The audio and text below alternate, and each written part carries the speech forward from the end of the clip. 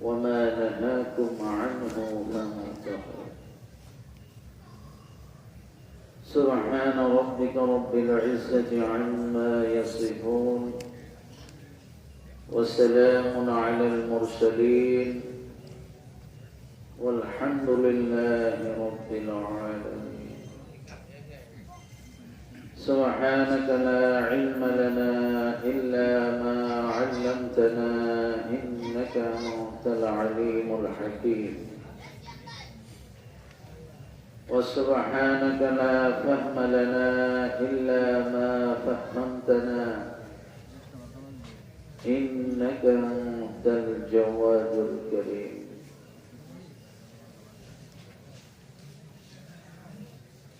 واجب الاحترام علماء الكرام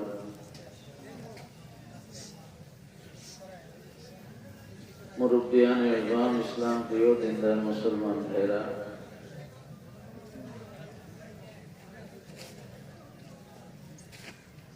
ঘরে ঘরে অবস্থানরত মা ও বোনেরা,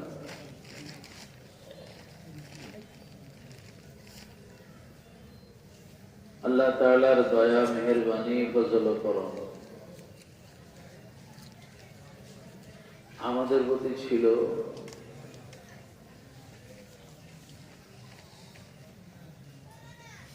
বলেই আমরা আজকে সালাতুল ইশা জামাতে আদায় করতে পেরেছি। বলি আলহামদুলিল্লাহ। বাদে সালাত অত্যন্ত গুরুত্বপূর্ণ একটি দ্বীনি জলসা, মজলিসে তালিমুল উম্মাহ কর্তৃক আয়োজিত।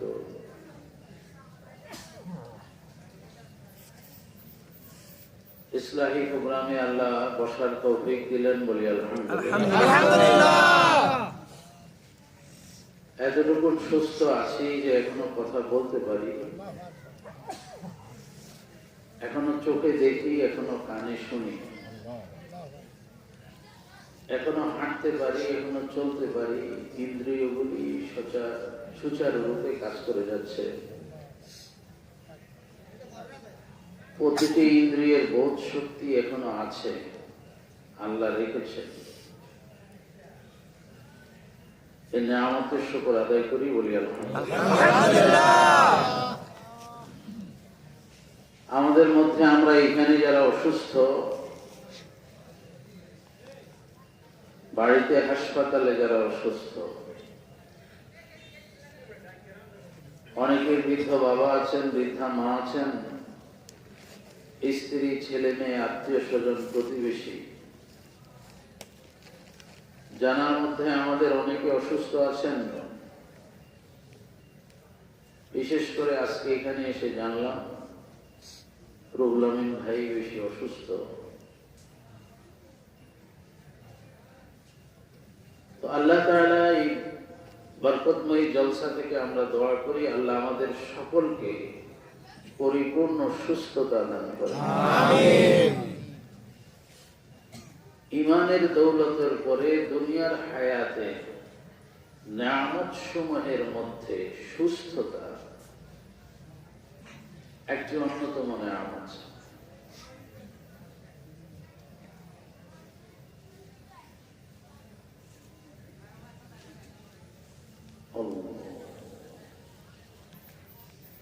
সুস্থ আছি, বলি আলহামদুলিল্লাহ। মনে মনে ভাবি যে আলহামদুলিল্লাহ যে বললাম, আসলে তো আমি অত সুস্থ না, অনেক রোগ। না, আপনি শুধু চিন্তা করেছেন আপনাকে নিয়ে। আপনি একটু চোখ ঘুরান, দেখবেন আপনার থেকে আমার থেকে অনেক বেশি অসুস্থ লোক দুনিয়াতে আছে। তার তুলনায় আল্লাহ আমাকে ভালো রেখেছেন। এবার বলেন আলহামদুলিল্লাহ। আল্লাহ,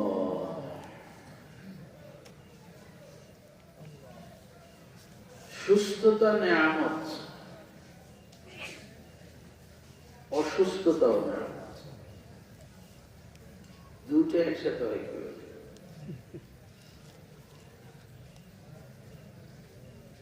সুস্থতা নিয়ামত, অন্য ভাষায় যদি বলি, অসুস্থতা মুমিনের জন্য মহান নিয়ামত। মুমিন যদি অসুস্থ না হয়, মুমিন যদি বিপদগ্রস্ত না হয়, বালা ও ওবা যদি মুমিন না দেখে,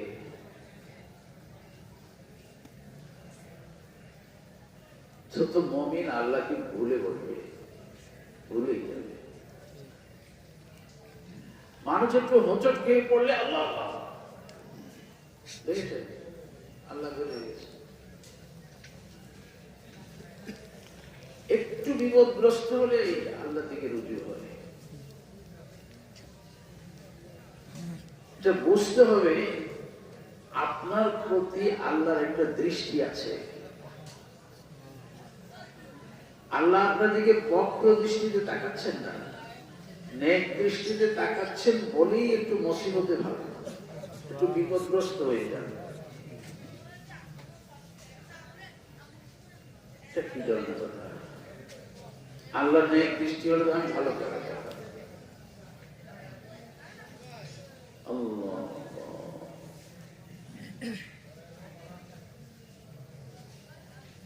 আর দুনিয়া মাজরাতুল আখিরাহ, এটা আখিরাতের খেতি বাড়ি। আমি যেভাবে চলতে চাই, আমার গতিটা যেদিকে, আল্লাহ একটু টান না দিলে আমি ফিরে আসবো না। মাঝে মাঝে টেনে ধরেন।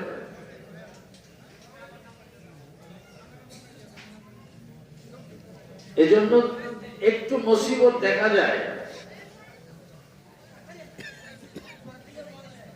ঘাবড়ানোর কিছু নেই। এটা শুধু আপনি আর আমি না। আপনি তো সামনের দিকে যেতে পারবেন না, পিছনের দিকে যান।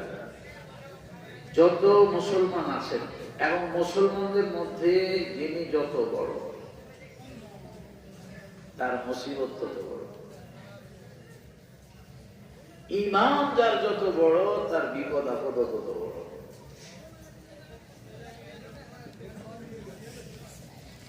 আপনি নিজেকে ছোট মনে করিয়েন না যে আমার মনে হয় কোন একটা বড় সমস্যা আছে, না হলে আমার এত বিপদ কেন? না, কোন নবী রাসূল মুসিবত ছাড়া ছিলেন না। আমরা তো নাই, আমরা তো বাদ। কোন নবী রাসূল মুসিবত ছাড়া ছিলেন না। وأيوب إذ نادى ربه أني مسني الضر وأنت أرحم الراحمين। কি একটা পর্যায়ে, কি একটা পরিস্থিতিতে উনি আল্লাহকে কথাটা বলেছেন, মাসসানি আদ-দুর। আইয়ুব আলাইহিস সালাম কত বড় মানুষ, কত বড় ব্যক্তিত্ব, একজন নবী, কিন্তু মুসিবত। বক্র চোখে তাকাবেন না। আমাদের সমাজ একটা বেধি আছে। কোন নামাজি, কোন দিনদার, কোন পরহেজগার, কোন আলেম, কোন বুজুর্গ যদি বিপদগ্রস্ত দেখি, অসুস্থ দেখি, আমরা মাঝে মাঝে এরকম চিন্তা চলে আসে, ওনার এত বিপদ কেন, ওনার এত মুসিবত কেন?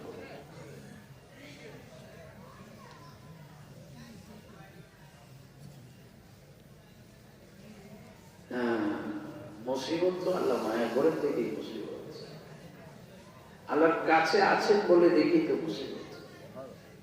মুসিবত কামনা করব না, চাইব না, কিন্তু আসবে। মুসিবত থেকে বাঁচার জন্য তো 5 ওয়াক্ত নামাজের পরই আল্লাহর কাছে সুপারিশ করি। আল্লাহুম্মা ইন্নী আসআলুকা আল-আফিয়া ফিদ-দুনিয়া ওয়াল আখিরাহ। নামাজের পরেই দরখাস্ত করেছে নিরাপদে থাকার জন্য। আল্লাহুম্মা ইন্নী আউযু বিকা মিনাল হাম্মি ওয়াল হুজনি ওয়াল আজজি ওয়াল কাসলি ওয়াল যুল্লি ওয়াস সিগারি ওয়াল ফাওয়াহিশা যাহরা মিনহা মা বাতা। اللهم إني أعوذ بك من الجبن وأعوذ بك من البخل وأعوذ بك من أرذل العمر وأعوذ بك من فتنة الدنيا وعذاب القبر। আপনি তো নামাজের পরে যাবতীয় মুসিবত থেকে আল্লাহর কাছে পানা চাইতেছেন। পানা চাইতে থাকবো, মুসিবত যেন না আসে। قل أعوذ برب الفلق قل أعوذ برب الناس। সমস্ত সব, সমস্ত অনিষ্ট থেকে আপনি আল্লাহর কাছে পানি চেয়েছেন। 5 ওয়াক্ত নামাজের পরে, সকালে, সন্ধ্যায়, রাতে, শোয়ার সময়।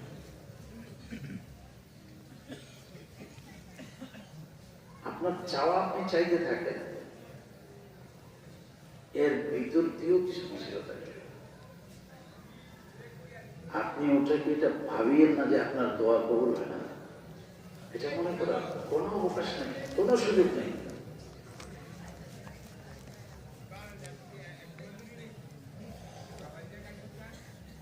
যেমন সেদিন একটু আলেমদের মজলিসে একটা আলোচনা হচ্ছিল,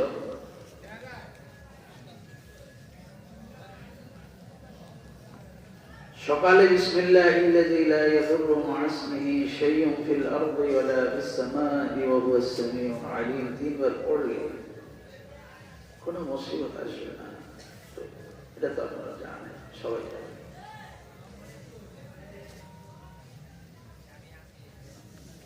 বাকি যেদিন তার মৃত্যু, শুনতেছে এইভাবে ওনারা আলোচনা করতেছেন, যেদিন তার মৃত্যু চলে আসবে সেদিন এই দোয়াটার কথা সে ভুলে যাবে। তা আমি বললাম যে না, এই ব্যাখ্যার দরকার নেই, মৃত্যুর সাথে দোয়ার কোনো সম্পর্ক নেই, মৃত্যু নির্ধারিত, দোয়া ভুলার দরকার নেই, দোয়া পড়লেও মৃত্যু চলে আসবে। মৃত্যু যেটা নির্ধারিত ওটা দোয়া পড়লেও চলে আসবে, দোয়া ভুলে যাওয়ার দরকার নেই। কিছু কিছু মুসিবত রহমত আমরা চাইব না, চাইব না। কত মানুষ বিপদগ্রস্ত হয়ে, অসুস্থ হয়ে, মুসিবতে পড়ে আল্লাহ আল্লাহ হয়ে গেছে। আপনার এরকম হাজারো মানুষ দেখবেন, এই মুসিবতটা তার জন্য একটা নিয়ামত ছিল। অনেক বড় বড় মানুষ, মানে দুনিয়ার জাগতিক দৃষ্টিতে অনেক বড়, কেউ ক্রিকেটার, কেউ বড় বড় চিত্র জগতে, বিভিন্ন মুসিবতে পড়ে আল্লাহ আল্লাহ হয়ে গেছে। এটা একটা টান।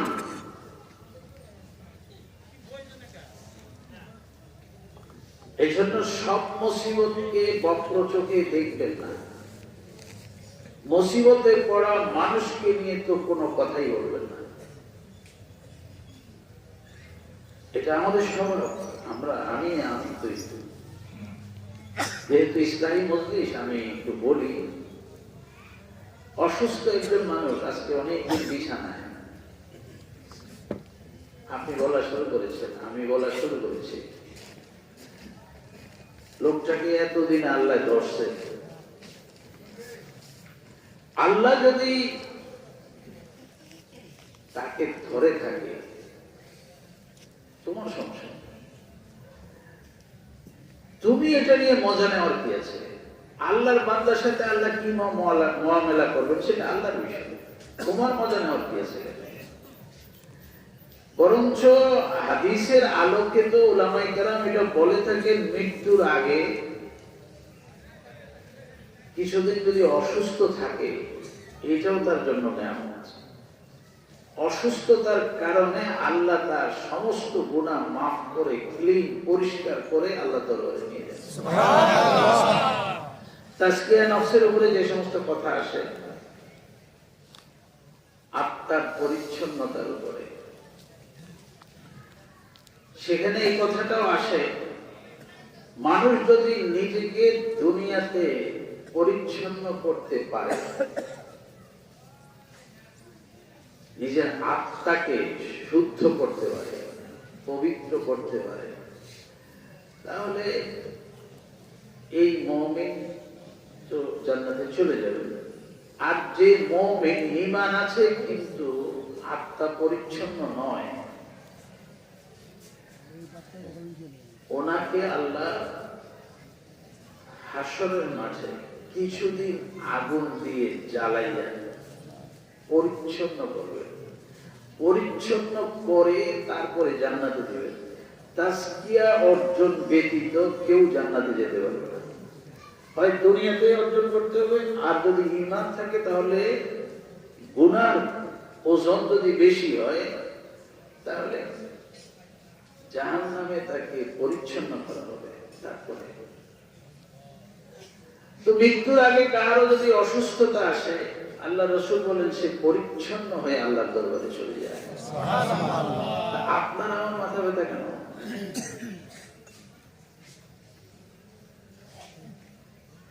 আপনি আর আমি এত কথা বলতেছি কেন?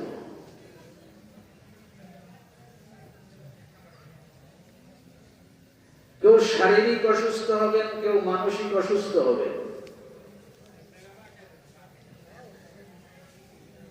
এটা দুনিয়ার গতি, আল্লাহর নিজাম। তবে দোয়া পড়ার পরে, আদিয়ায় মাসনুনাগুলি পড়ার পরে আপনার যে মুসিবতটা আসবে, এই মুসিবতটা সহনশীল এবং এটা মোকাবেলা করা আপনার জন্য খুব সহজ হবে। আপনি ধৈর্য ধরতে পারবেন, স্থির থাকতে পারবেন, সঠিক সিদ্ধান্ত নিতে পারবেন।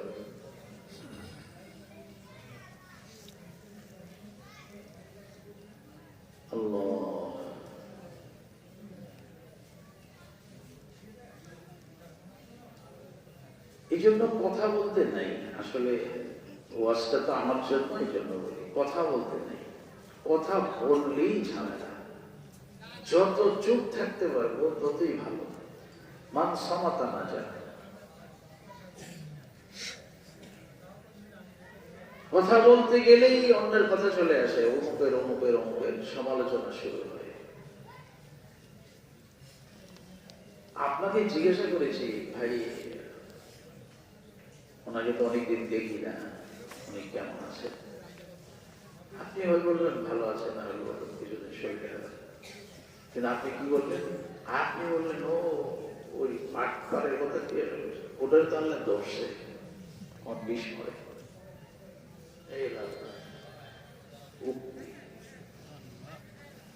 না ভাই, সে আল্লাহর কথা না, আল্লাহ খুব খুব হুঁশিয়ার, খুব হুঁশিয়ার।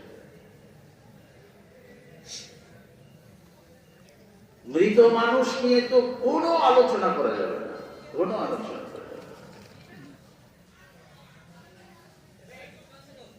খুব সাবধানে থাকবে। আপনি যা বলেন তাই হয়ে যায়। আপনারা দুনিয়ার মানুষ, একজন মৃত মানুষকে নিয়ে যা মূল্যায়ন করে সেটাই বাস্তবায়ন হয়ে যায়। আল্লাহ রাসূলের সামনে সাহাবারা দুইজনের ব্যাপারে দুই রকম মন্তব্য করেছিলেন। আল্লাহ রাসূল দুইবার বলেছেন ওয়াজিবাত, খারাপ মন্তব্য করার পরে বলেছেন জাহান্নাম তার জন্য লাজিম হয়ে গেছে। ভালো মন্তব্য করার পরে বলেছেন জান্নাত তার জন্য লাজিম হয়ে গেছে। আপনার কথার উপরে কিন্তু অনেক কিছু নির্ভরশীল মৃত মানুষের। এই জন্য তার ভালো দিক ছাড়া অন্য কোনো আলোচনা নিয়ে কোনো লাভ নাই, কোনো লাভ নেই। তার ভালো দিকগুলি ছাড়া আর কোনো কথা বলিও না। যিনি দেখেন অবস্থাটা দেখেন, যিনি মাইয়েতকে গোসল দেন, কাপড় পরান, আপনাকে কি বলেছে? আপনাকে বলেছে মাইয়েতকে আপনি গোসল দিতে গিয়ে, কাপড় পরাতে গিয়ে যদি তার চেহারা বিকৃত দেখেন,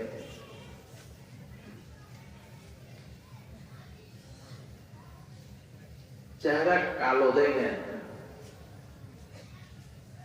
জিহ্বা বের হয়ে গেছে, এই কথাগুলি আপনি অন্য কারো নিকট বলিয়েন না।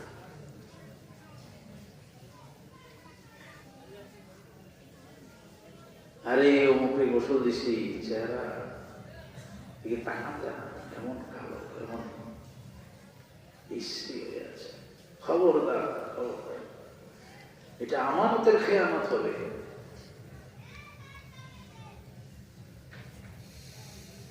এগুলি বলবেন না। কিন্তু আল্লাহ রাসূল সাল্লাল্লাহু আলাইহি ওয়াসাল্লাম বলেছেন তুমি গোসলের কাফনের সময় বা মাইয়াকে তুমি যখন দেখো, যদি তার চেহারা সুন্দর দেখো, এটা মানুষের কাছে বলো যে তাকে দেখেছি কত সুন্দর হাসি, এটা বলো। কিন্তু বিকৃত দৃশ্যটা কারো কাছে প্রকাশ করবে। এই জন্য আমরা যারা মৃতমুখী মানুষের কাছে থাকি, আমরা একটু সাবধান হওয়া দরকার।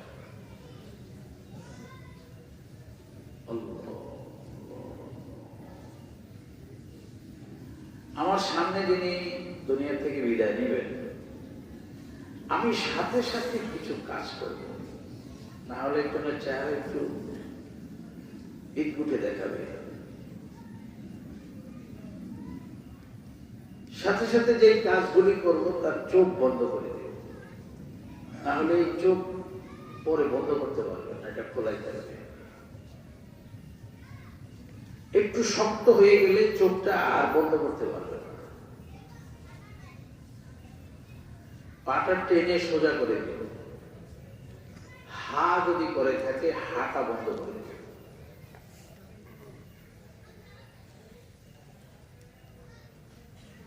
আল্লাহ আল্লাহ আল্লাহ আল্লাহ।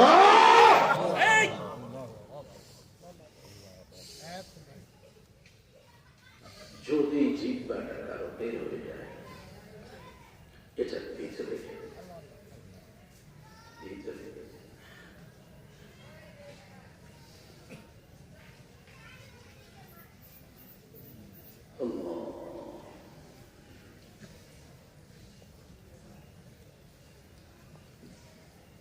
হক, সে পাওনা আমার কাছে।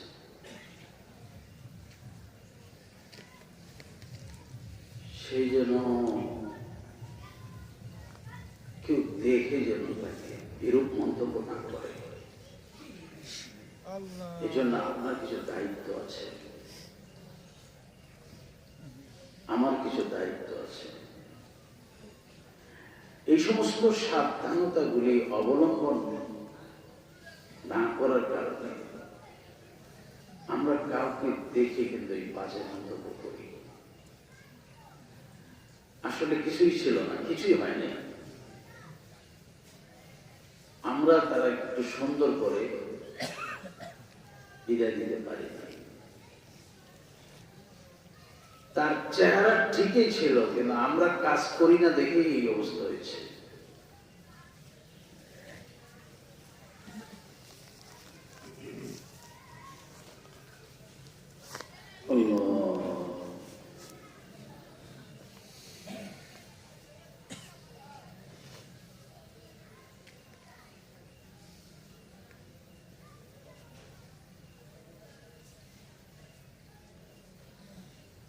গোসলের আগে সাধারণত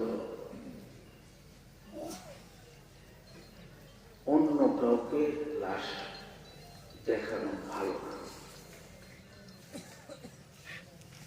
আমি না জায়েজের কথা বলতেছি না, আমি কিছু উত্তম পরামর্শ আপনাদেরকে দিচ্ছি। জায়েজ না জায়েজের ওয়াজ করবে মুফতি সব যারা, আমি শুধু পরামর্শ দিচ্ছি।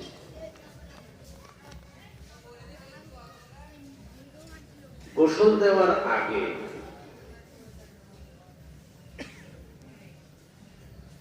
লাশটাকে উন্মুক্ত করে দিবেন না।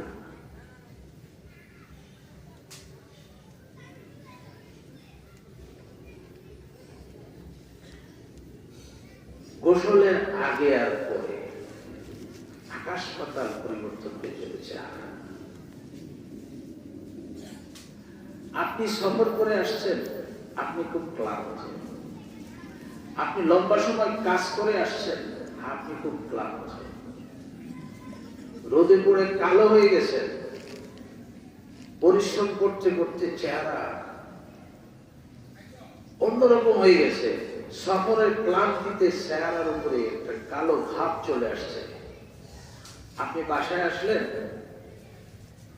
ফ্রেশ হইলেন। দুইটা মানুষ একরকম না, দুই রকম। এখন আপনাকে আরেক রকম দেখা যায়।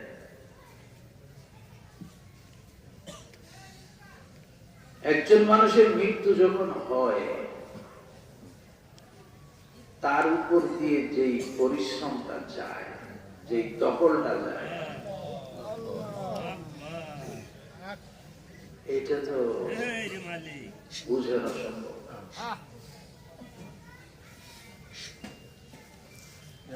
না।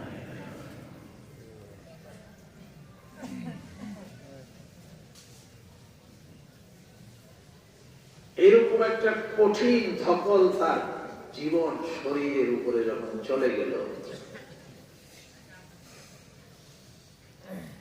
এই মানুষটাকে এখন যদি মানুষকে দেখা, ভালোবেসে দেখবে না। আরে ভাই, আপনি ঘুম থেকে উঠে তো মানুষের সামনে যান না, আপনার চেহারা শুধু ঠিক নাই। আপনি হাত মুখ ধুয়ে পরিষ্কার হয়ে তারপরে মানুষের সামনে যান, কারণটা কি?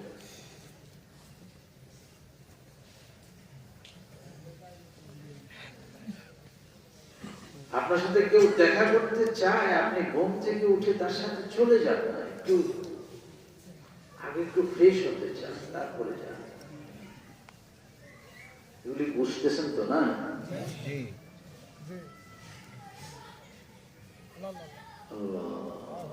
গোসলের পরে যেই লাশটাকে আপনি দেখেছিলেন ব্যতিক্রম, এই লাশটার মধ্যে একটা নূরের আভা চলে আসে। আল্লাহ দয়া আরেকটু কমে যায়।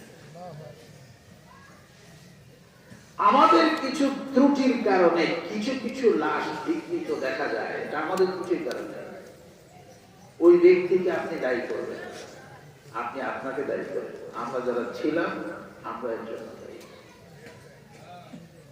তাহলে তার কিছু বলার দরকার নাই, কোন সমালোচনাই করার দরকার নাই তাকে। যার যতটুকু দোষ আছে, এটা আমার কারণে, আপনার কারণে।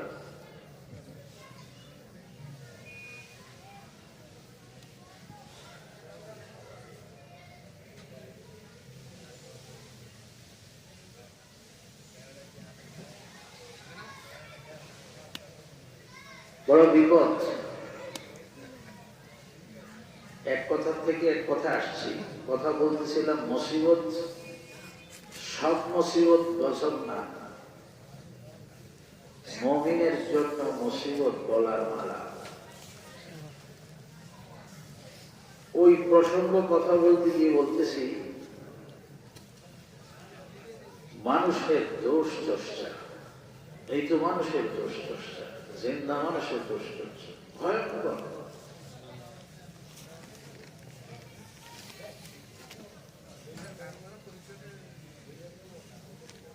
আল্লাহর কাছে অনেক সম্মানী, অনেক সম্মানী।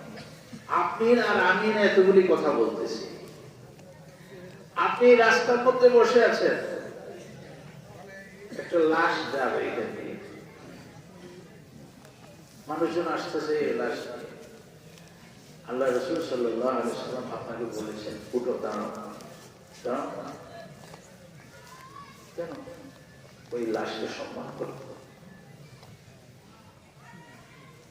আপনার সামনে দিয়ে একটা লাশ যাবে,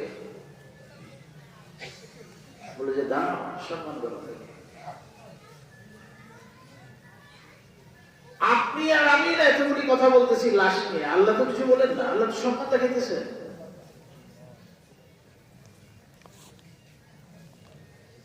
জানাজা শেষ হয়েছে, লাশ নিয়ে কবর দিয়ে যাচ্ছে, আমাদেরকে বলা হয়েছে সামনে কেউ যায়, আগে লাশ যাবে।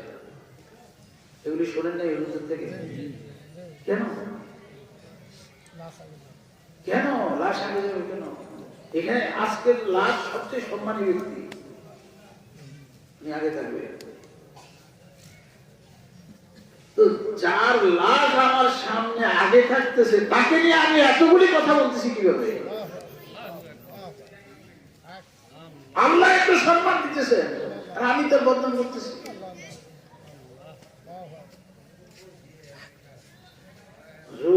সারাটা জীবন নামাজ পড়ে না, এটা তোমার দরকার কি? সে চলে গেছে, যাকে সিজদা করার কথা ছিল তাকে করে না, এটা তার মামলা। তুমি চুপ থাকো, চুপ থাকো।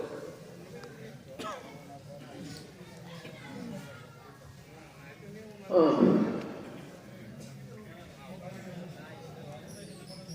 বুঝেন না, বুঝেন না, আপনি আর আমি যা বলবো তাই হয়ে যাবে। এটা এটা একটা মুসিবত।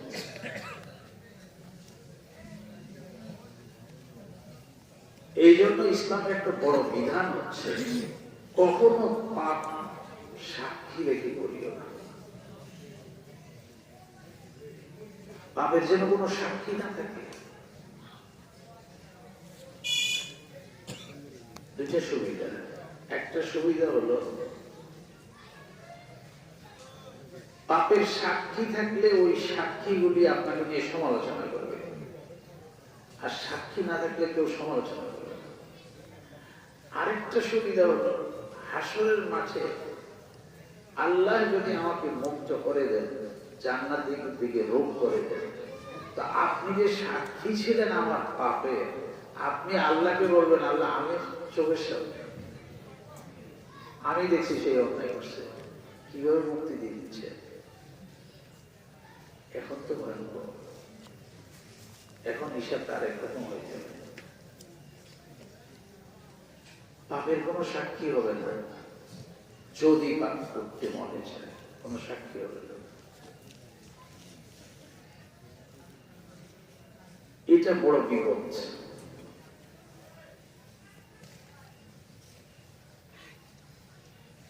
তো মহাতারা, মানুষ সম্পর্কে একটু ওয়াসাআত দরকার, একটু প্রশস্ততা দরকার। আল্লাহ, বুঝি না, আমার রক্ত, শরীরের রক্ত, যে গ্রুপ আপনার গ্রুপ একটা হয়ে গেছে। এখন আপনি অসুস্থ বা আমি অসুস্থ, আমার একটু রক্ত দরকার। এখন আপনার সাথে গ্রুপে মিলে গেল, আপনাকে বলা হলো, ভাই আপনার গ্রুপের সাথে ওনার মিল আছে, একটু রক্ত দেন। আপনি বললেন যে না, দিব না, এটা আপনার অধিকার, আপনি না দিলে কিছু করার কথা। কিন্তু তারপরে যদি বলা হয়, ভাই তোমাকে কিছু টাকা দিলে, কিছু টাকা দিলে যাও, ধরো 1000 টাকা, 500 টাকা, একটু রক্ত, আপনি রাজি হয়ে গেলেন। একটা কথা মনে রাখিয়ে, শরীরের কোনো অঙ্গ আপনাকে বিক্রি করার অধিকার দেওয়া হয় নাই। এটা মালিক আপনি না। শোনেন শোনেন, মানুষের মর্যাদাটা বুঝেন। রক্ত আল্লাহর দেওয়া দান শরীরের ভিতরে। আপনার কোন ভাই বোন অসুস্থ হলে আপনি যদি দান করেন জায়েজ, বিক্রি করেন জায়েজ। কার কার জন্য বিক্রি করছেন? এটা মালিকে তো আপনি না, মালিকে তো না, আপনি বিক্রি করলেন কেন?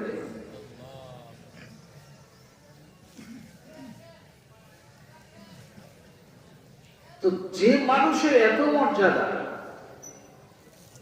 এই মানুষকে নিয়ে কিভাবে সমালোচনা হয়? লাশটাকে নিয়ে এত কথা কেন বলি?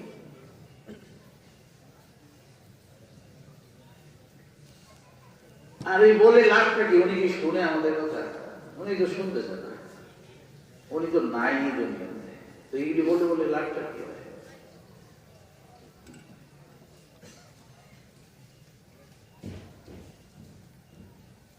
মৃত্যুমুখী মানুষের সামনে আমরা যারা অবস্থান করি, আমাদের কতগুলি ভুলের কারণে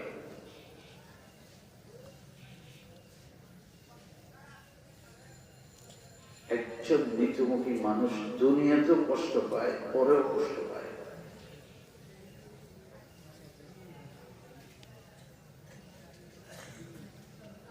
আল্লাহ, কেউ অসুস্থ, একজন শেষ অবস্থা, আপনি তাকে দেখতে গেলেন, আপনি কি সব কথা বলা শুরু করলেন? ভাই আপনি চলে যেতেছেন, আপনার ছেলের কি হবে, আপনার মেয়ের কি হবে? চলে গেছে। এই যে যাবতীয় দুনিয়াবি কথাগুলি বলে বলে তাকে ফেরেশান করতেছে, বলা দরকার কি বলেন,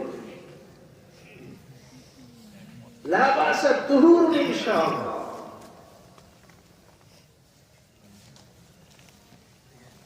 আপনাকে বলেছে রোগীর কাছে গিয়ে তাকে সান্ত্বনা দাও, আপনি ফেরেশান হইন না, আল্লাহ আপনাকে পবিত্র করে দিবেন, সুস্থ করে দিবেন, এই জাতীয় কথা বলো, লা বাসা তুহুরুন ইনশাআল্লাহ। আর আপনি তার ফেরেশানিকে আরো বাড়াইতেছেন।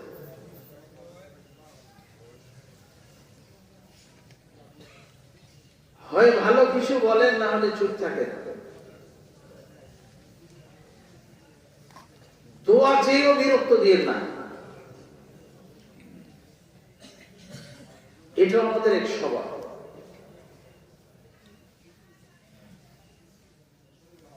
একেবারে বিপদগ্রস্ত মানুষটা যুবথুবু হয়ে আছে, এই মানুষটাকে দোয়া চাইতে চাইতে চাইতে চাইতে কতগুলি কথা বলা শুরু করে দিয়ে মূল কাজে নাই, মূল কথায় নাই।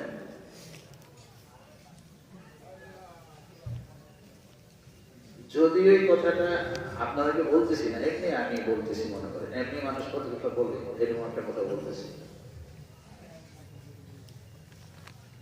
আমরা যে মাঝে মাঝে বড়দের কাছে যাই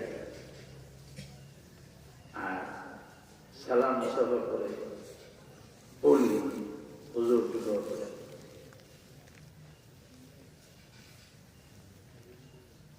আসলে এটাও আদব হয়ে গেল।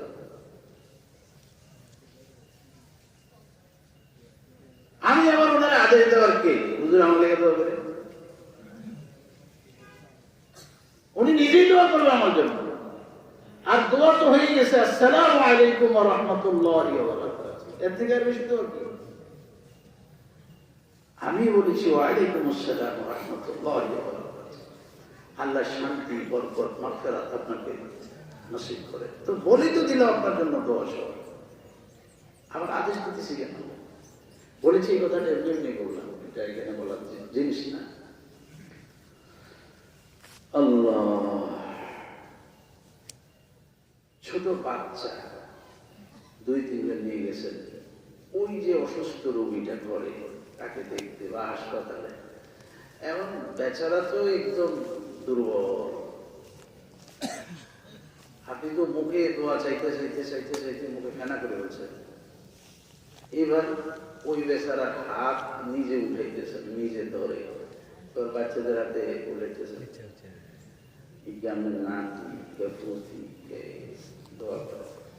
মানে এই লোকটা কালিমা পড়ে দুনিয়া থেকে যাক, একটু শান্তি অবস্থায় থাকুক, এই সুযোগটা আপনি দিচ্ছেন। এই আলোচনাটাই নাই, ওই মজলিসে হচ্ছে না। তেলাওয়াতের মজলিস কায়েম করতে পারতেন, নিচু স্বরে একটু জিকিরের মজলিস করতে পারতেন, ওই ফিকির নেই। ওই যে নিজের ধান্দায় তার কি হবে? মুরব্বী মানুষ একটু দোয়া দেবে, এটা আমার সুবিধা। আরে কোন জান কান্দানের সময় তার কোনো কথাই তো কথা না, এই তো দোয়া দিয়ে কি করবে? বর্তমানে শুরু হয়ে গেছে আরেক বিপদ। দাদার সামনে দাঁড়াও, আমি তোমার একটা ছবি তুলি, একটা স্মৃতি রেখে দিই। নানার পাশে দাঁড়াও, নানির পাশে দাঁড়াও, বাস ছবি তোলার গ্রুপিং কাজ চলতেছে, গ্রুপে ছবি তুলতেছে, আইতেছে দেখতেছে। এটা হলো বিদায়ের সিস্টেম। এখন মানুষকে দুনিয়া থেকে বিদায় দেওয়ার একটা সিস্টেম চালু হয়েছে। আচ্ছা, তারপরেও তো ভালো ছিল,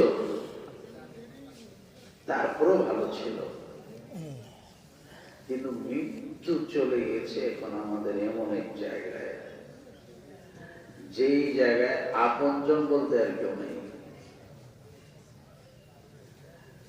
আমার বয়স, আপনার বয়স যদি 90-95 হয়, তারপরও বাঁচায় রাখার জন্য সিঙ্গাপুর, মাদ্রাস, চলছে মানুষের দৌড়ঝাঁপ। আমি বিরোধিতা না, আমি একটা কথা বলে দিয়েছি। মানুষটা ডাক্তার বলতেছে ওনার কোনো রোগ নেই, বার্ধক্যজনিত কারণে ওনার অঙ্গগুলি নিস্তেজ হয়ে গেছে। মানুষটা সারা জীবন থাকবে না, এটাই ওনার রোগ। উনি মৃত্যুর দিকে যাচ্ছেন না, আপনি দেখে ছাড়বেন। এখন ডাক্তার আইসিইউতে নিয়ে গেছে, এইবার কেউ নেই, আয়া বুয়া নার্স। এখন শুরুই আছে করবে কি?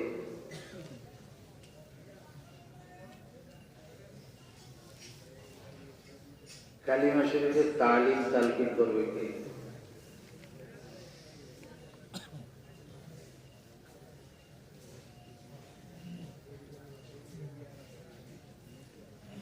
এরকম একটা দোয়া করতে পারি আমরা, আল্লাহ আইসিইউর এই বিপজ্জনক পরিবেশে আমাদের মৃত্যু দিও না, বলে না?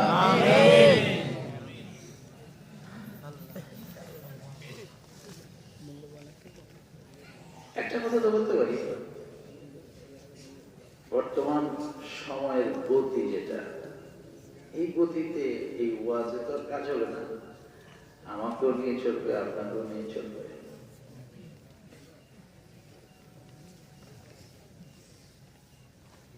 একটা কাজ হতে পারে, আমি সূরা ইয়াসিনটা মুখস্থ করে ফেলি, এতবার পড়ি, এত বেশি পড়ি যেন এটা আমার মুখস্থ হয়ে যায়। আর মুখস্থ হয়ে গেলে শুধু মুখস্থ করে রাখবো না, প্রতিদিন একবার চেষ্টা করবো এটাকে মুখস্থ করার জন্য। এটা যখন আমার আত্মস্থ হয়ে যাবে, মিশে যাবে আমার জবানের সাথে, দিলের সাথে, তখন হাসপাতালে থাকি আর বাড়িতে থাকি, আল্লাহর মেহেরবানি আমার সূরা ইয়াসিন আমি নিজেই পড়তে পারবো। আল্লাহ তৌফিক দান। আমিন।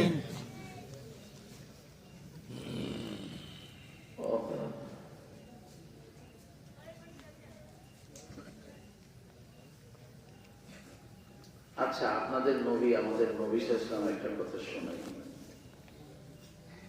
উনি বলেছেন, আমার উম্মতের সকলের অন্তরে আমার মনের আশা যেন সূরা ইয়াসিনটা বিদ্যমান থাকে, মুখস্থ থাকে। এই নবীর আশাটা পূরণের জন্য সূরা ইয়াসিনটা মুখস্থ করতে মন চায়। যারা কোরআন শরীফ পড়তে পারেন, এরকম 10 জন মানুষ যিনি আগে সূরা ইয়াসিন মুখস্থ পারেন না, আপনাদের নবী, আমাদের নবী, বিশ্ব নবী, ওনার মনের আশাটা পূরণ করার জন্য 10 জন কি বলতে পারেন যে ইনশাআল্লাহ আমি শুরু করবো মুখস্থ করার? মাশাআল্লাহ, মাশাআল্লাহ, আল্লাহ তৌফিক দান করুন। আমিন। খুব জরুরি জিনিস, খুব দরকারি জিনিস। বাড়ি থেকে বের হয়েছে, একটা নিরাপত্তা বলয় দরকার।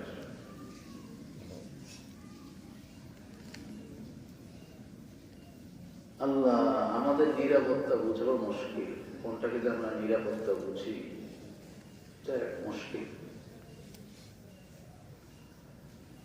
ঘর থেকে যখনই বের হব, বিসমিল্লাহি তাওয়াক্কালতু আলাল্লাহ। আমি সূরা ইয়াসিন প্রসঙ্গে একটা কথা বলবো, এই জন্য আগে বলে দিই।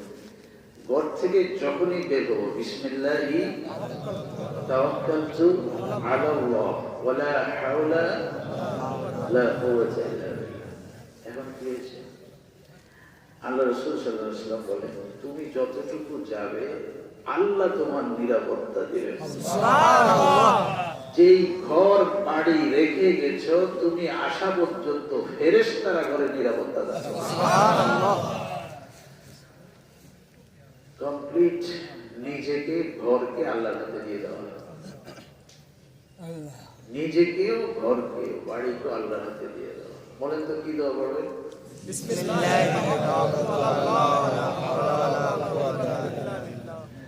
বুজুর্গরা বলেছেন, আল্লাহ আল্লাহরা বলেছেন,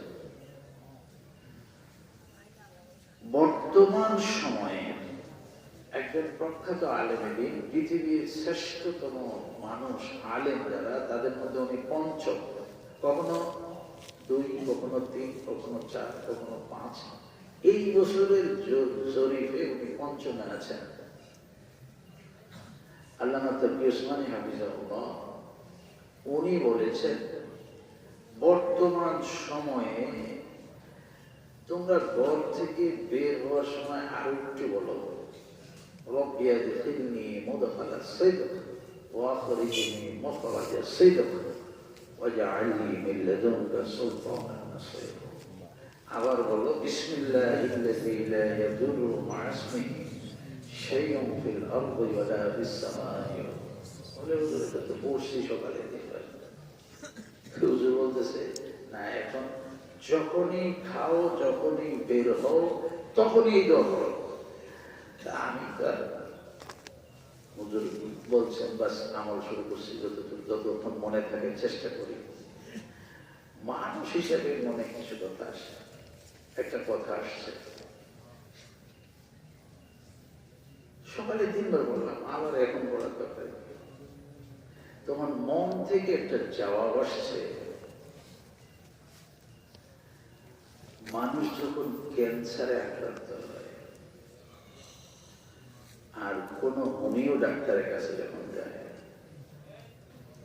তখন ডাক্তার সাহেব বলে 1 ঘন্টা পর এটা, 1 ঘন্টা পর এটা, 1 ঘন্টা পর এটা, 1 ঘন্টা পর এটা, 1 ঘন্টা পর এটা, 1 ঘন্টা পর এটা ওষুধ দেয়। অবশ্য দিনে 3 বার 4 বারের উপরে ওষুধের ডোজ হয় না, কিন্তু ডাক্তার বলে 1 ঘন্টা পর 1 ঘন্টা পর। এর অর্থ হচ্ছে, তুমি এমন রোগে আক্রান্ত, তোমাকে সকাল সন্ধ্যার ওষুধ দিয়ে লাভ হবে না, ঘন্টায় ঘন্টায় ওষুধ খাওয়াইতে হবে, না হলে জীবাণু মারা যাবে না। আমাদের তাওয়াক্কুল, আমাদের ঈমান, আমাদের হালাত এমন বিপর্যয় হয়ে গেছে, এই ভাবটা নিয়ে যেন আল্লামা তাকি উসমানী বলতেছেন, এখন ঘন্টায় ঘন্টায় দোয়া পড়ো, না হলে নিরাপত্তার বলয়ের ভিতরে থাকতে পারবো না।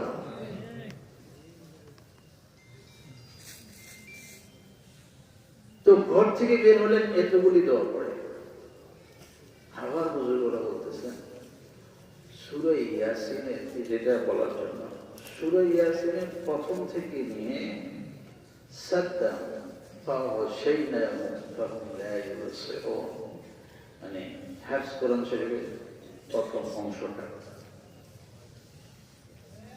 এতটুকু পড়ে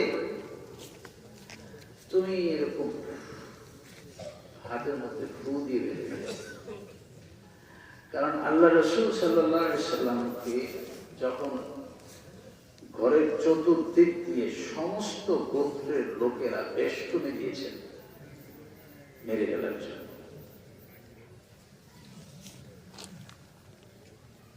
আল্লাহ রাসূল সাল্লাল্লাহু আলাইহি ওয়াসাল্লাম যখন খবর পেলেন, দেখেন অবস্থা, আপনারা এই জন্য বলেছেন সব নিরাপত্তা আপনারা বুঝছেন না, ঘরের চতুর্পাশে কম্বিং অপারেশন, চিরুনি অভিযান। চিরুনি অভিযান হলে তার বের হতে পারবে না কেউ।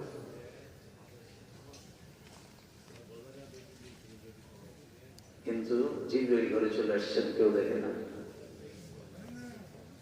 এটাই তো আপনাদের নিরাপত্তা। জিবরাইল চলে আসছে আর এসে বলতেছেন, আপনাকে তো অনেক আগে শোনানো হয়েছে হিজরতের কথা, তা আল্লাহ বলেছেন এখনই হিজরত করতে। অবস্থা দেখেন, যারা ঘরের চতুর্দিকে দাঁড়িয়ে আছেন,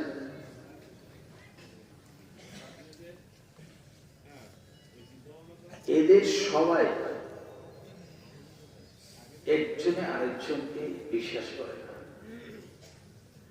যার কারণে প্রত্যেকের আমানতের থলি, টাকা স্বর্ণ মুদ্রার থলি গচ্ছিত জমা আছে মুহাম্মদ সাল্লাল্লাহু আলাইহি ওয়াসাল্লামের কাছে।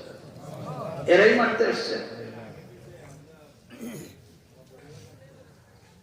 এরা কাউকে বিশ্বাস করে না। হুজুরের কাছে, হুজুর আলামী, এই জন্য হুজুরের কাছে জমা রেখেছে।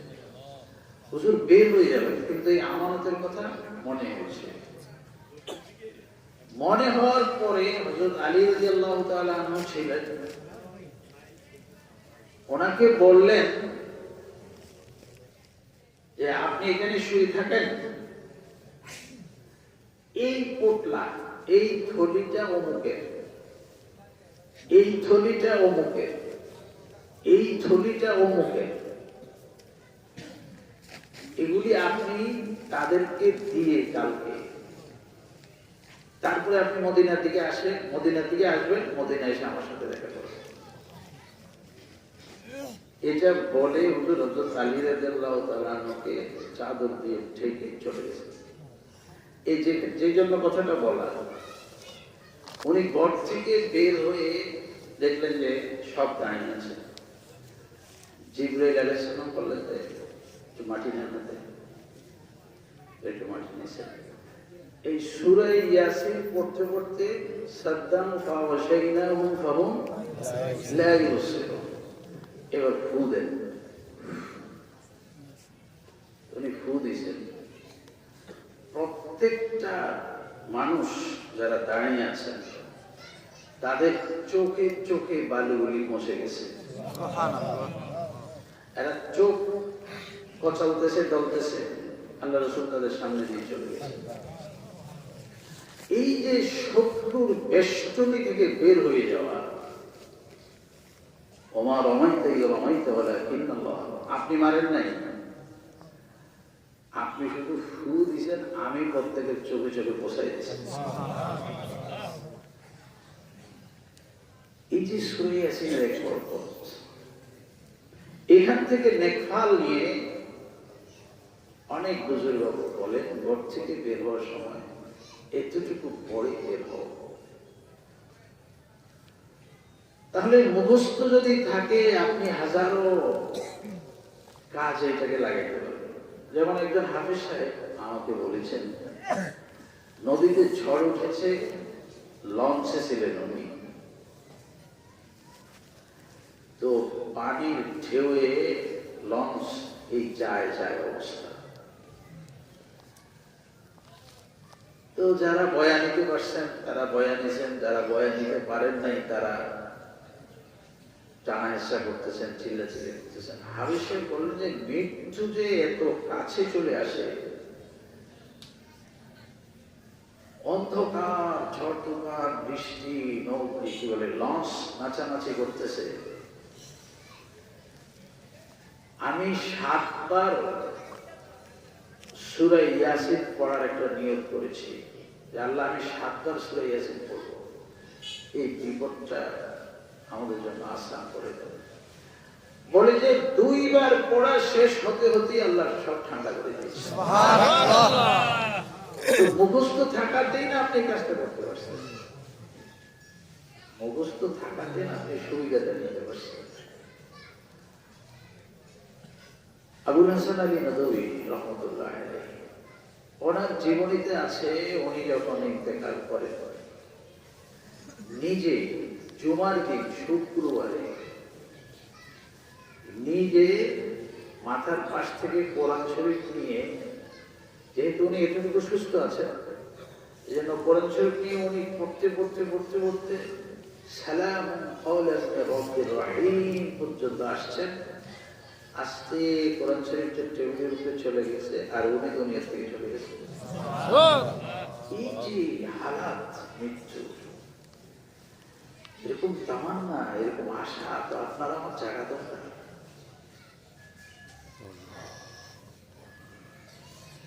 এখন আপনারা যে প্রাইভেট বাচ্চাদেরকে কোরআন শরীফ শিখান, এটা ওই প্রাইভেটে হয়, এটা কোরআন শিক্ষা হয় না। 3 বছর সকাল সন্ধ্যা রাত্র পর্যন্ত পড়ে কোরআন সহি করা যায় না, আর আপনি আধা ঘন্টা পড়ে কোরআন সহি করে বলবেন, তারপরও পড়া ভালো। তবে যদি পারেন আপনি নুরানিশ পর্যন্ত একটা ছেলে একটা মেয়েকে আপনি মক্তবে শেখান, মক্তব মাদ্রাসায় শিক্ষা দিয়ে তারপরে আপনি স্কুলে নেন, কলেজে নেন, যেদিকে নেন, আপত্তি তো নেই। মৌলিক দিক শিখানো খরচ, জাগতিক শিক্ষাটা দিতে চান তোদের, ইঞ্জিনিয়ার হোক, প্রফেসর হোক, ডাক্তার হোক, হইতে পারে, কিন্তু মৌলিক শিক্ষাটা এটা পরে হয় না। আপনার মৃত্যু আমার মৃত্যু, রাত 12টা 1টায় অবস্থা ভালো না,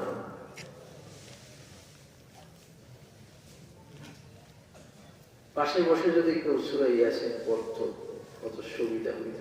আল্লাহ রাসূল বলেছেন, মৃত্যুমুখী মানুষের সামনে কেউ যদি সূরা ইয়াসিন তেলাওয়াত করে, আল্লাহ তাআলা তার মৃত্যুর যন্ত্রণা লাঘব করে দেয়।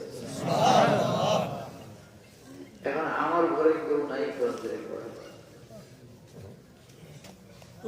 আমিও পারি না, আহলিও পারে না, বাচ্চারাও পারে না, তো পড়বে কি? ভাই এত এত বদনসিব হওয়া ভালো না, এত বেখবর হওয়া ভালো না।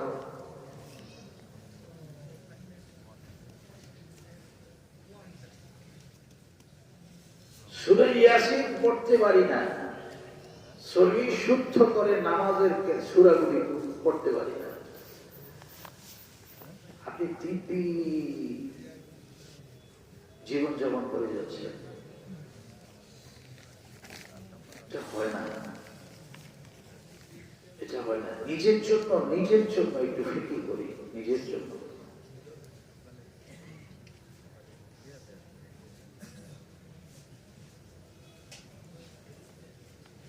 এই জন্য গতকাল যেভাবে একটা মন মেজাজ ছিল,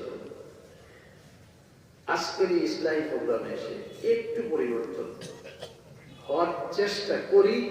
আল্লাহ আমাদেরকে পরিবর্তন করে, আমরা তো চেষ্টা করতে পারি, বাকিটা তো আল্লাহর কাছে। চিন্তা করি, আমার ছেলে পারি না, নাতিরে ধরি, নাতিরে পড়ে, নাতিরে পড়ে, মহল্লার একজনকে পড়ে, আমার ছেলে মেয়ে আরেকজনকে পড়ে।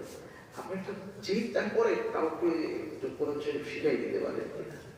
সাতটায় সারিয়া আল্লাহ। তো বলতেছিলাম, মৃত্যুমুখী মানুষকে আমরা সঠিকভাবে বিদায় দিতে পারতেছি না, যার কারণে আমরাই আবার তার বদনাম করি। এই কেরূপ দেখা গেছে, কেরূপ দেখা যায়, কেরূপ হয়ে গেছে, আমরাই তো বিদায় দিতে পারলাম না।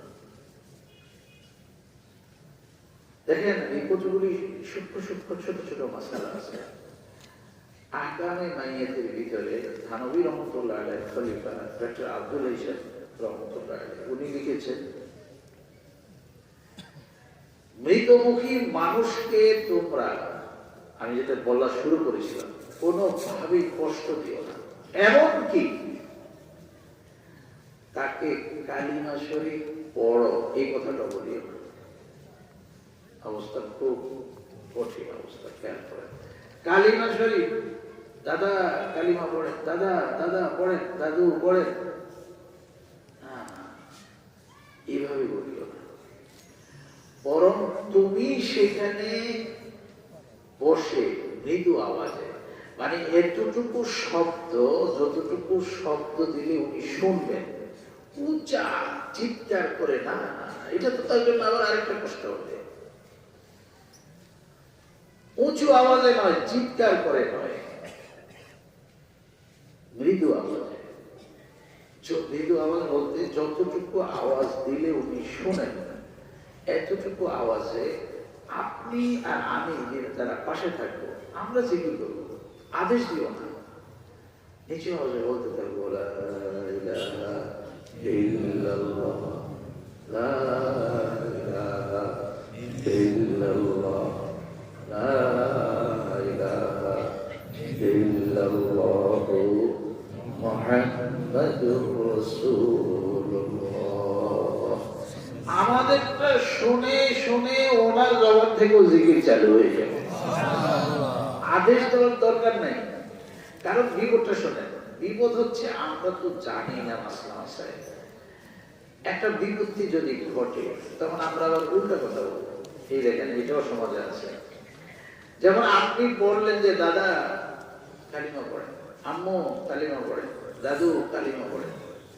আর ওনার হালাতটা তো অবস্থাটা তো আমি বুঝতেছি না, আমরা জানি না।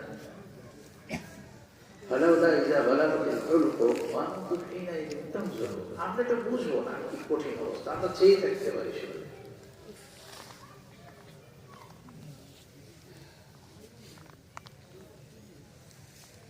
উনি যদি বলে গেলেন সবাই বলবো না, কালিমা বলবো না, তখন আপনারই কেমন ছিল? ওনার কোনো সমস্যা নেই, উনি যেটা বলছে ওনার কিচ্ছু হয়নি, ইমানের মতো কোনো নোকসানি আসে নাই, কিন্তু সমস্যা হচ্ছে আপনাকে নিয়ে।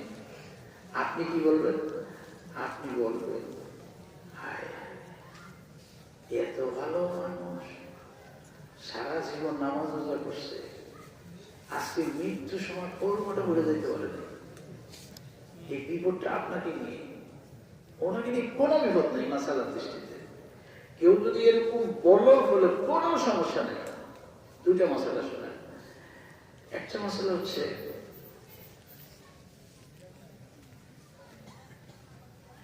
মৃত্যুমুখী মানুষ যদি বলে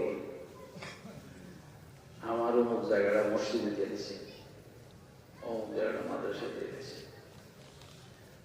এরকম কিছুক্ষণ বলে ওনার মৃত্যু হয়ে গেছে, স্বাভাবিক জ্ঞান আর ফিরে নাই। আপনি যদি একজন মুফতি সাহেবের কাছে যান, হুজুর অমুকিত মৃত্যুর খুব কাছাকাছি সময়, যখন ওনার জান খানদানি চলছে, এই সময় বলেছিল ওনার ওই জায়গাটা মসজিদে দিয়ে গেছে। মুফতি সাহেব বলবে না এটা তো হয় নাই, দান হয়নি। কেন দান হয়নি?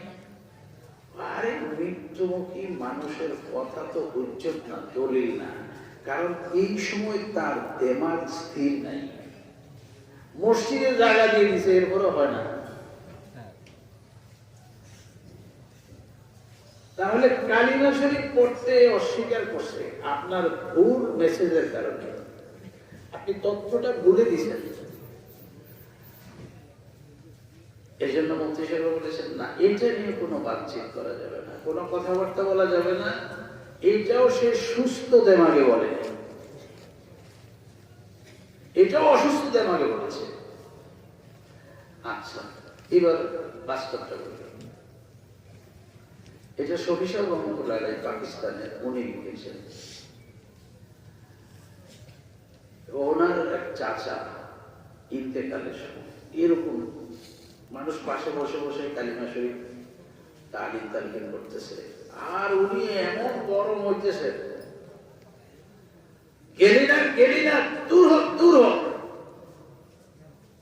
এখন যারা কালিমা শিক্ষা দিতেছেন তারা হয়রান হয়ে গেছেন। আমি আবার এই ঘটনাটা দিয়ে একটা ছোট্ট করে কিতাবও লিখেছিলাম। তো আখেরাত যাত্রীর বিস্ময়কর ঘটনা, ওই ছোট্ট রেসালার নাম ছিল আখেরাত যাত্রীর বিস্ময়কর ঘটনা।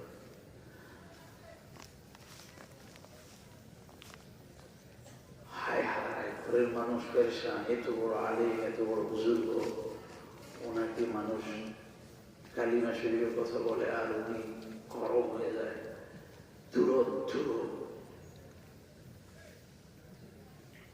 আসরের থেকে মাগরিব পর্যন্ত এই একই অবস্থার মধ্যে ছিলেন। মাগরিবের পরে আবার শান্ত হয়ে গেছে, স্থির হয়ে গেছে, স্বাভাবিক জ্ঞান ফিরে আসছে। তখন শফি সাহেব রহমতুল্লাহ আলাইহির কাছে গেলেন, কি বললেন আপনাকে আসর থেকে মাগরিব পর্যন্ত, আগে হালকুরসি করেছেন, তারপরে কথাটা আপনি এরকম উত্তেজিত বললেন যে হায় কি শোনাও, আসরের থেকে মাগরিব পর্যন্ত তোমরা কে কি বলেছ, আমি কিছু শুনিনি। আরে না শুনে জবাব দিলেন কিভাবে? দূর গেলি না। তখন উনি খেয়াল হয়েছিল, তখন উনি বলতেছেন হায় হায়, এই কথা তো আমি শয়তানের সাথে বলছি, তোমাদেরকে তো বলি। শয়তান আমাকে বলতেছিল যে মাওলানা তোমার বাবা অনেক বড় ছিল, মৃত্যুর সময় ইসলাম ধর্ম ত্যাগ করেছে, তোমারও সময় আসছে মৃত্যু, ইসলাম ছাড়ো। তখন আমি শয়তানকে বলেছি গেলি না দূর হ দূর হ, আর তোমরা শুনেছো তোমাদের বলেছি। তাহলে আপনি কিভাবে একজন মৃত্যুমুখী মানুষের কথাকে নিয়ে দলিল সাজাই দিলেন? একজন মৃত্যুমুখী মানুষের কথা নিয়ে আপনি দলিল করে ফেললেন যে অমুকে ইমান ছাড়া মারা গেছে, কলমা পড়া ছাড়া মারা গেছে। এই জন্য আরেকটা ছোটটি মশলা বলি, মানুষের মৃত্যুর সময় কালিমা আপনি আদেশ করবেন না, এটা তো বলবেন। এখনকার পরামর্শ হচ্ছে উনি যদি আপনার সাথে না পড়ে তাহলে আপনি কোনো কথা বলবেন না, কারণ আপনাকে শোনাইয়া পড়তে হবে, এটাও শর্ত। ওনার পড়া দরকার, উনি পড়ে হয়তো কষ্টের কারণে মুখে বলতে পারতেছেন না, ধীরে ধীরে বসতে। আচ্ছা, তাহলে এটা একটা বাস্তব নমুনা বলি আপনাদের সামনে। যেই নিসবতে আমাদেরকে দাওয়াত দিচ্ছেন পূজানি থেকে, আব্বা হযরত রহমতুল্লাহের সাথে আপনারা বেশি পরিচিত। ওনার প্রায় সময় এরকম একটা অবস্থা হয়ে যেত যেন চলে যাবে।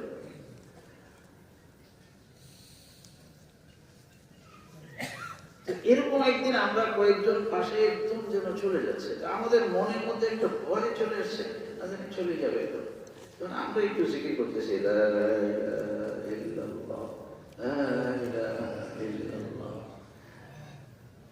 না, উনি কিছু বলেন না।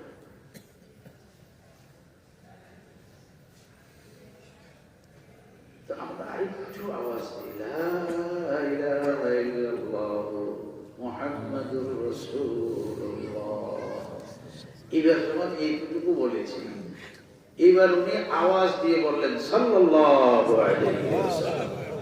কি বুঝাইতে চাইছেন? আরে তোমরা যে লা ইলাহা বলতেছো, এটা আলহামদুলিল্লাহ আমার চালু আছে, বাকি এবার রাসূলের নাম নিছো, জবাব তো একটু আওয়াজ দিয়ে দিতে হবে। সুবহানাল্লাহ। কিছু না বললেও সমস্যা নেই, আপনি বলছেন, শুনাইছেন, কয়েকবার জিকির করছেন, চুপচাপ আছে, বাস। বাকি ডাক্তার আব্দুল সাহেব লিখেছেন, যদি একবার দেখো বলে ফেলেছে তাহলে আর বলার জন্য কষ্ট দিও না। বারবার বলেন, দাদা বলেন, না না না, খবরদার। একবার বলেছে যথেষ্ট হয়েছে, বারবার বলতে হবে না। এরকম কিছু অসতর্কতার কারণে মৃত্যুমুখী মানুষকে নিয়ে আমরা কিছু বাজে কথা বলি, মূল বিষয়টা জানা নাই, মূল বিষয়গুলি আমাদের জানা নাই, করণীয় কি ছিল, আমরা কি করি। আচ্ছা, তো শুরু গেছেন, একটা কথা বললাম, আরেকটা কথা বলবো।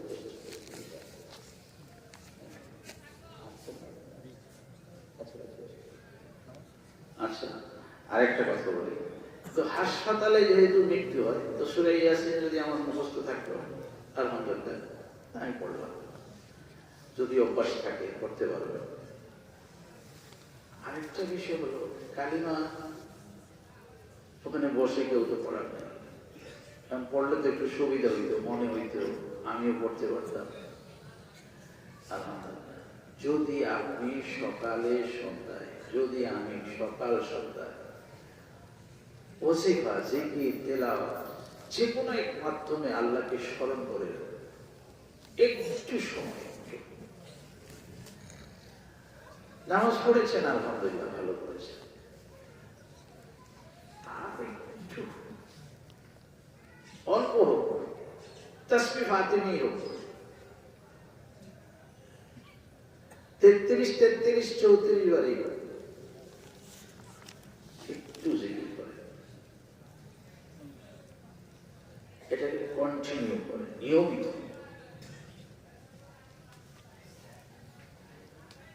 যদি সকাল সন্ধ্যা কিছু জিকির ওজিফায় চালু রাখতে পারি, তাহলে কি হবে? আমার হুঁশ ঠিক নেই, দেমাগ ঠিক নেই, আকল ঠিক নেই, আল্লাহর মেহেরবানি ওই সময় আমার জবানটা ঠিক থাকবে। এটা বুঝবো কিভাবে? এটা বুঝবো এইভাবে, একজন মানুষ সুস্থ ছিলেন, পড়েছেন ইংরেজি খুব বেশি, কোন কারণে দেমাগ নষ্ট হয়ে গেছে। এখন রাস্তা রাস্তায় হাঁটে, কিছু পায় তো বসে বসে ইংরেজি লেগে, কথা বলতে গেলে ইংরেজি বলে। এরকম এক দুইজন পাগল দেখছেন না আপনারা? আমাদের এলাকায় ছিল, উনি বকাঝকা করতেন কম, গালাগালি করতেন কম, কথাও বলতেন কম, বসে বসে লিখতেন। পাগল মানুষ তো, তো ইংরেজি কেন বলে?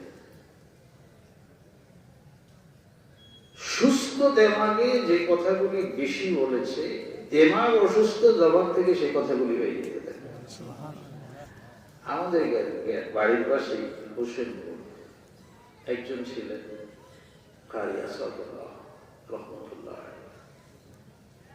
শীতের এই শুরু সিজনে মাথা গরম হয়ে যেত, আর অন্য সময় ভালো থাকতেন। এই রাত্রে গ্রামে গ্রামে ঘুরতেন, হাঁটতেন, আর সারা রাত তেলাওয়াত করতেন, পাগল তেলাওয়াত করতেন। সুস্থ দেমাগে সারাক্ষণ তেলাওয়াত, তেলাওয়াতে অভ্যস্ত। মৃত্যুর সময় আরে পাগল হয়ে গেছে, এখনো তেলাওয়াতে বেরিয়ে গেছে। আপনি সারাদিন যে কথা বেশি বলেছেন, রাতে ঘুমের ঘরে ওই কথাই জবান থেকে বেরিয়ে গেছে।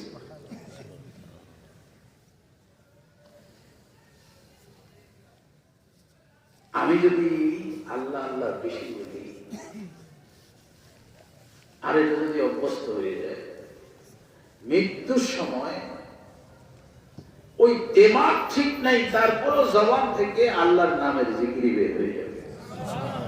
আল্লাহ তাআলা এইভাবে মানুষকে সম্মান করে এবং মৃত মানুষের প্রতি যেটা শ্রদ্ধা, ওই শ্রদ্ধা রেখে এবং নিজের মৃত্যুটাকে সুন্দর করার জন্য যে নীতি আদর্শগুলি বলা আছে, ওই নীতি আদর্শ মোতাবেক আল্লাহ আমাদেরকে চলার তৌফিক দান করেন। আজকে যে কথাগুলি হয়েছে, আমি সহ আপনাদেরকে আল্লাহ আমল করার তৌফিক দান করেন।